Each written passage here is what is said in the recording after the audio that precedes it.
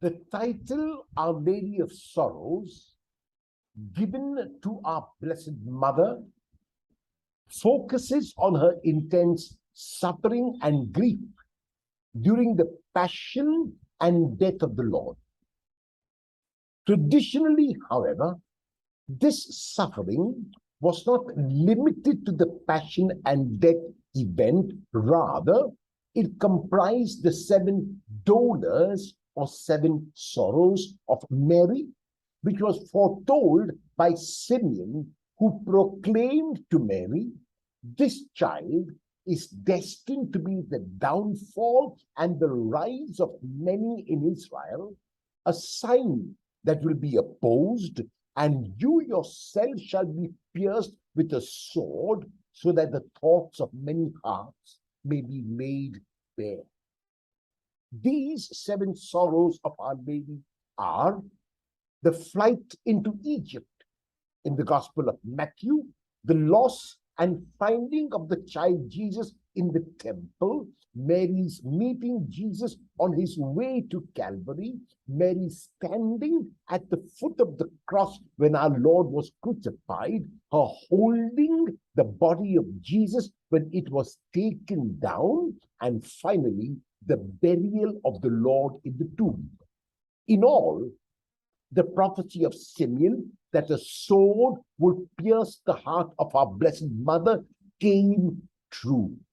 For this reason, Mary is sometimes depicted with a heart exposed and with 7 swords piercing it.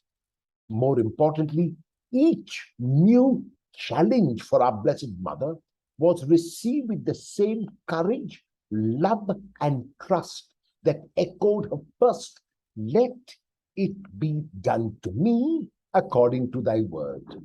These words were first announced at the Annunciation by Mary and continued to be the constant refrain of her whole life.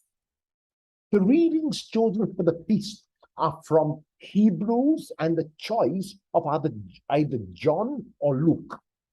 All 3 readings speak about how Jesus and Mary handle challenges in their lives and how we can learn from them. The text from the letter to the Hebrews speaks about the total humanity of Jesus to make abundantly clear that the suffering that Jesus went through was an integral part of his earthly life. And when we go through our own challenges, we need to remember that. Though he was the Son of God, he was challenged with accepting the cross. And though he prayed that the cross be taken away, what was more important was for him to do God's will. And this led to his acceptance of the cross willingly and also courageously. The gospel text from Luke is Simeon's second oracle and addressed specifically to Mary. It prefigures the rejection of Jesus. Not everyone will receive the salvation that has been prepared. Not everyone will see the light of revelation or recognize the glory of God in the coming of Jesus. The sword that will pierce Mary's heart refers to the rejection of her son and to the final rejection of Jesus on the cross. Mary's response is courageous because she knows that, like Jesus, God's will be better for her son, even more important than what she wants for herself. The scene in the Gospel of John is where 4 women are named standing by the cross: his mother, his mother's sister, Mary, the wife of Clopas, and Mary of Magdala. Of these, the focus falls on Mary, the mother of Jesus, and the beloved disciple, who is now named and given charge of the mother of Jesus. While the beloved disciple is indeed a historical figure, he can be anyone who loves Jesus, man, woman, child or youth, every one of us who loves Jesus is then a beloved disciple and is handed on the mother of Jesus as our own mother. The command of the Lord to such a disciple who loves him is that he or she must also take his mother into their homes because she is an integral part of the family of Jesus.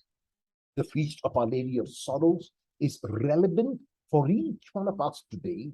It shows us, first of all, that Jesus and Mary were constantly doing God's will, and yet they were not spared from the cross. They were not spared from the challenges of life.